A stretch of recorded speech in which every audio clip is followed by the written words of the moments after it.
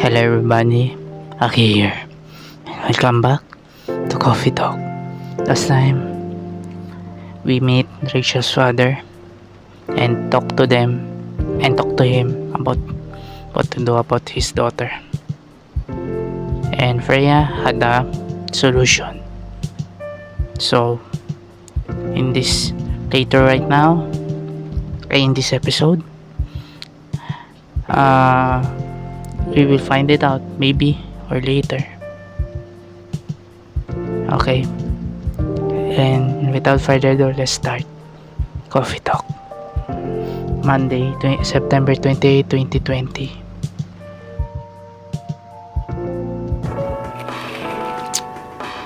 Military personnel stationed along East Coast to prevent immigrants flooding in from the Atlantic. Werewolf representatives pushed the ministry for more accessible sedative. Doctor from Salak Town arrested for experimenting with child cloning. Oh, are you sure that would be okay? Yes. I mean, it would be really hard to pull off, but it's something they'll make the story different. Different isn't always good. It's a neat concept, but you need to handle it carefully and gracefully. I know.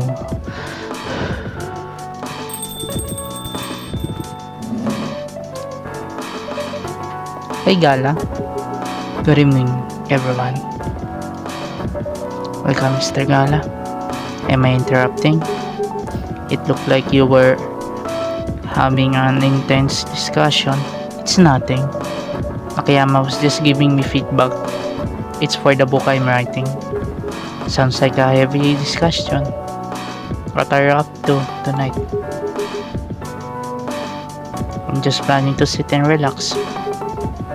Please don't let my presence interrupt you. Oh, don't worry about it. Although, I need to interrupt Akiyama for a moment. Sure, how can I help you? I need a cup of... You remember my remedy? Of course. Do you want to give it a try again? My last order didn't quite hit the spot. Remember tea and ginger... cinnamon maybe? If I'm correct.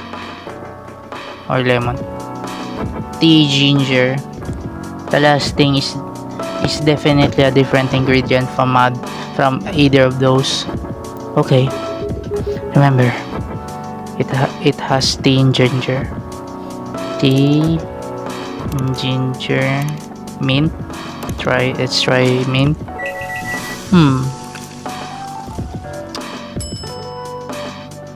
Ginger, nope. Tea, ginger. Lemon.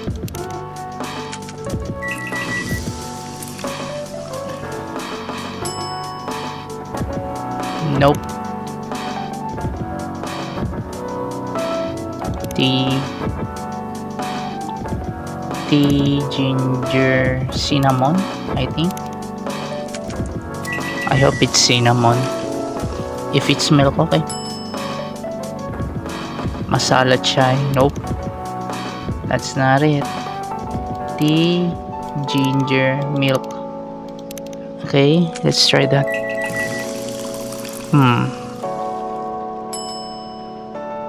No. Not this. Okay, wait. Let me look at a guide. So, okay, I'm back everybody. I found it. It's tea, milk, and ginger.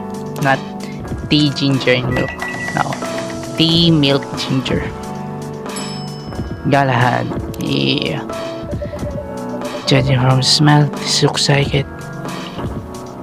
Indeed. I have the same feeling.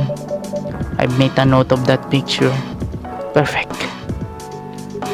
Anyway, please don't mind me and continue with your discussion. Don't worry, Mr. Gala. We're done for the night. You're done? I have a lot of new homework thanks to you. You're welcome. Is Hyde coming? No, I'm by myself tonight. It's gonna be a peaceful night then. That's me and me, Freya. Oh, come on, I was just joking. He needs to learn how to communicate his thoughts nicely though. He might not look like it, but he's a very kind person, you know. He doesn't show it, that's for sure. That applies to you as well. Oh, come on.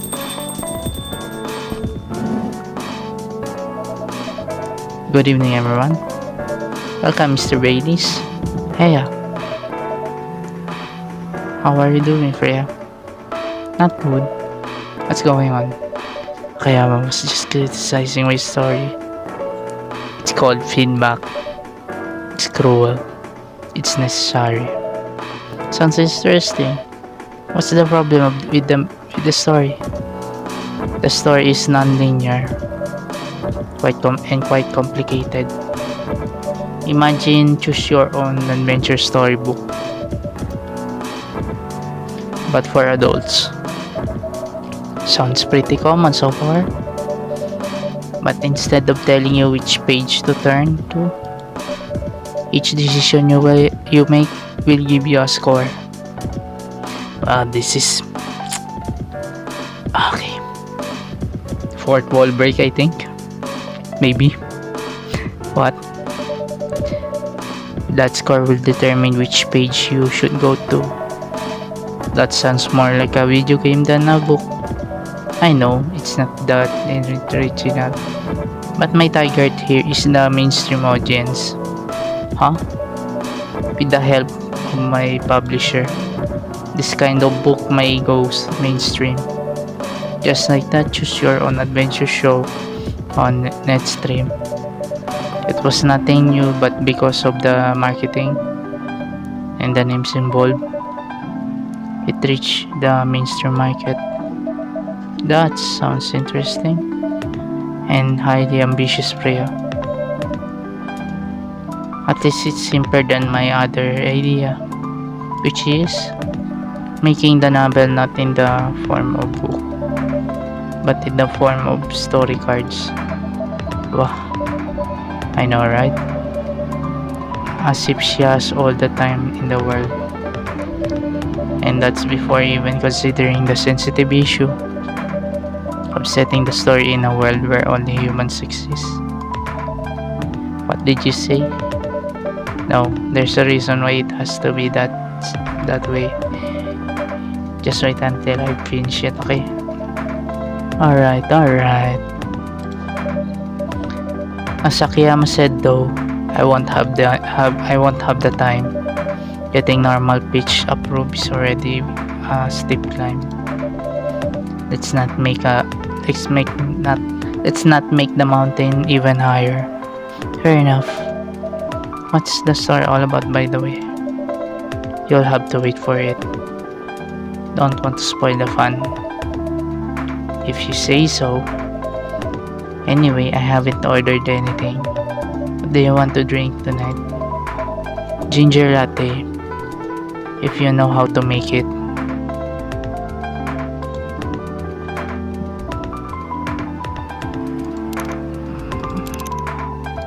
Can I correct this?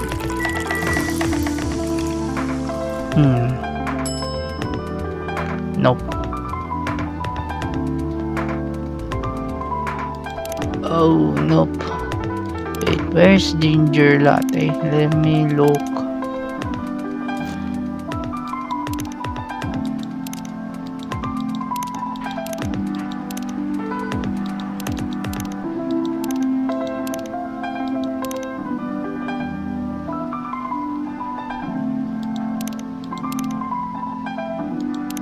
Ginger latte. Tea, ginger milk.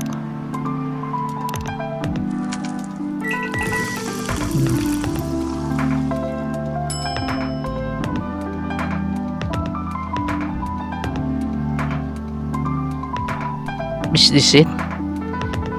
Wait, let me look at the guide first. Okay. Okay, I was wrong.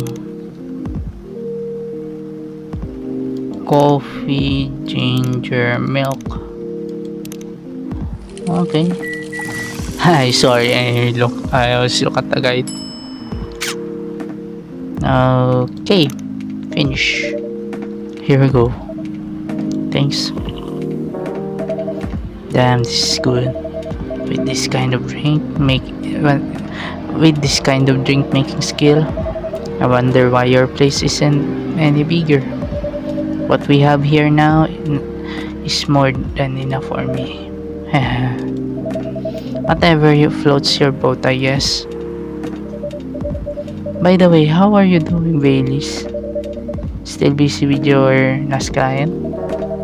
Oh, I'm done with her. Done? As in, you're dropping the project? I am not crazy. We still need the money. Done as in, I finished the job.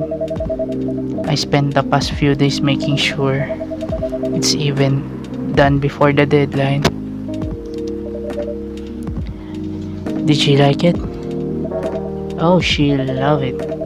She had some complaints, of course, but I convinced her by using some design terms she doesn't understand. So you finish your job by bullshitting her? The finest bullshit, my lady. That's one survival skill every freelancer must have. Are you working on anything right now? No. I'm taking a break from work. I need to work on a few personal matters. Oh. Like you and Lua? Something like that. By the way, I'm curious. How did you guys meet? If you don't mind me asking. I don't mind. It's just that I was young and stupid, you know. Oh, come on. Who hasn't been there? You're right. So, I was a bit of a player back in college. Oh, spicy. And I was going after my then best friend's girlfriend friend. Wait, what? Well, I'll say it slowly. I used to have a best friend. He was an incubus. Okay. Let's call him Cognac. Cognac has a girlfriend. Still following. And that girl has a friend. And the friend is the one I'm after. Oh, okay. Got it. She was one of the hottest girls there. But everyone knew she wasn't the type of girl you'd want to date. Why? I don't want to get into details, but this succubus was super hot. And all the guys wanted to sleep with her. She was a player too. Huh? That doesn't sound like Lua at all. Because it wasn't Lua, genius. Huh?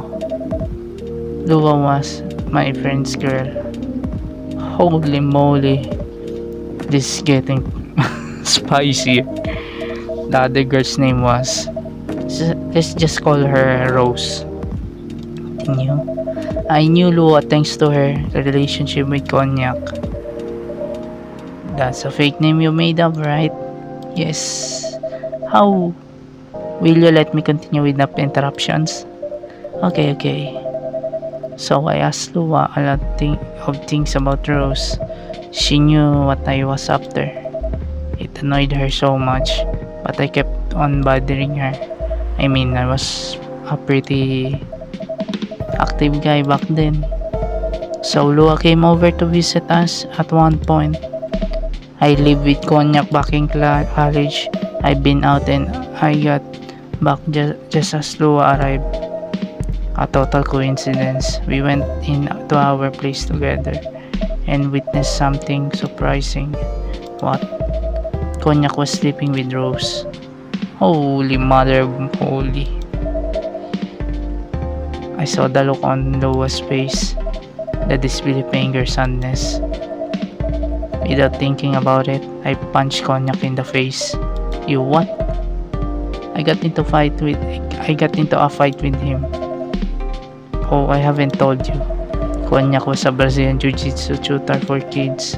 He's pretty good. Oh my. I landed that one punch and he beat me to a pulp. Easily. Lua begged me to stop fighting on her behalf. More like she begged Konyak. Hey, I wasn't kidding. I lost, but I don't give up so easily. I was beaten really bad. So Lua took care of my injuries. We grew closer after that, and I don't even remember the exact date. But suddenly, that friendship turned into a relationship. That was one hell of a story. I know. Have you seen her by any chance? Yeah. Lua came by a few days ago. How was she doing? She hasn't returned any of my calls or texts. Wow. She's healthy, that's for sure. She got into an argument though. With whom? There was this male model. A model? I didn't think she was that type of girl. To go out with a model. Oh, they weren't together. What were they arguing about? We were talking about your relationship. Lua told us about the reason behind the fight. About your family stuff. And then this guy Hyde joined the discussion. What did he say? He didn't understand why Lua would insist on getting family approval. Considering, what? You're willing to leave your own family. You would do that for her? Yes, I would. I'm sick and tired of my family. Why would you say that?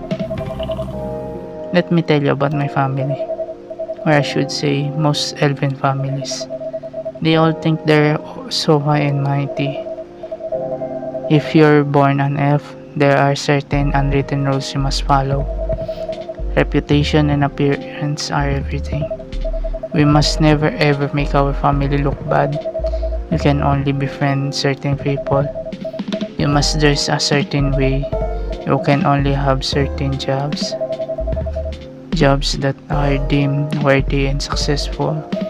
Like being a doctor, a lawyer, a CEO. Ever since I was a kid, I've always wanted to be an artist. I love drawing and creating art. However, becoming an artist is not something elves would deem suitable. Unless you become the next Da Vinci. So when I switched from a business major to an art major, my parents went crazy, screamed like they were on fire. They told me I'd never be rich or successful. All that because you chose an art degree. You want to know the worst part? They blame Lua. What do you mean? They blame her for my decision to pursue my passion for art. Yelled about how her kind is ruining the country. Accusing the religion of worshipping the Dark Lord. Accusing her of putting a spell on me and cursing the family. Whoa. I mean, come on, this is the 21st century. That's so not cool. I don't want to sound judgmental, but your family is racist. Tell me about it. Lua is the only person that can make me feel alive. She showed me how I can be free and pursue my dreams. I don't understand why Lua is so obsessed with the idea of reconciliation with my family. I just don't get it. I have no problem leaving my family, I would happily leave them for the both of us. What about her? What about her and her family? You may be happy to leave your family. You may be happy to to leave your family. However, it might not be the same for her. Ay, Gala, do you have something to say? Perhaps you could give us a different perspective. Sorry, I didn't mean to eavesdrop. I couldn't help overhearing your story. I assume that the person you're talking about is not an elf, correct? Yes, she's a succubus. I see. I'm a werewolf. For werewolves, the wolf pack is the most important thing. Well put family before any other. We often have our own problems within the pack, but we won't abandon our family or for anything. Perhaps that's also true for her and her family. Besides, if you leave your family for her, wouldn't that make your parents believe that all those bad stereotypes about succubi and are true? I never thought of it that way before. Whether you like it or not, your actions will have an impact on her as well. If you leave your family for her, that will put her in a difficult spot. She might feel responsible for your actions. There's nothing to feel bad about. I'm leaving my messy family to create a better one with her. It's easy for you to say that now, that you don't know what the future holds. One day circumstances might change. One day, one of you might regret your decisions. One day you might use the "I left my family for you" card. We love each other. I'll be with her, whatever the circumstance may be. You know, love is like a flame. It might burn fiercely at first, but over time it will die down if you don't maintain it. Maintaining it won't be easy. It will be hard work. Because life is full of storms. And marriage will not survive on love alone. Whoa, that's deep. Oh man, the thing I always aspire. I love Gala's perspective on it. Man, it's so deep. We'll have each other, and that's enough for us. Tell me, do you have health insurance? What? I'm an elf. Why would I need health insurance? You'll need some. What for? Immortality is an elven privilege, but you'll use it if your family disowns you. I've seen people go bankrupt because they fell ill or got seriously injured.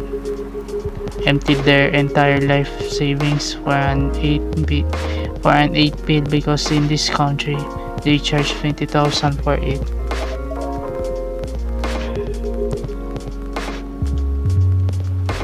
And if you decide to have children, they won't have the same privilege you do. There's a high probability that they'll get bullied for being a half-breed. There are consequences. It shouldn't be taken lightly. Think about it.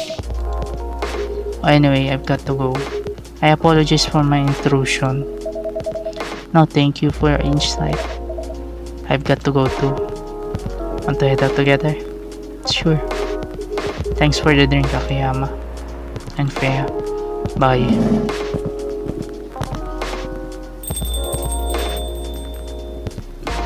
Oh, excuse me.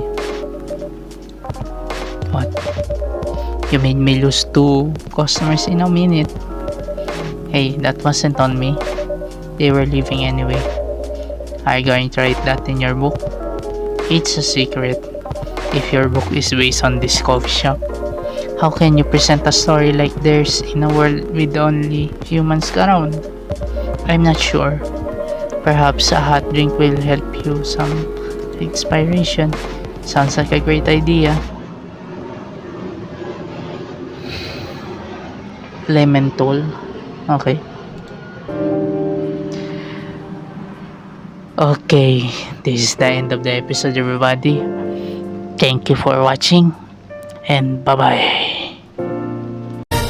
Those heroes of antiquity ne'er saw a cannonball, or knew the force of powder to slay their foes withal.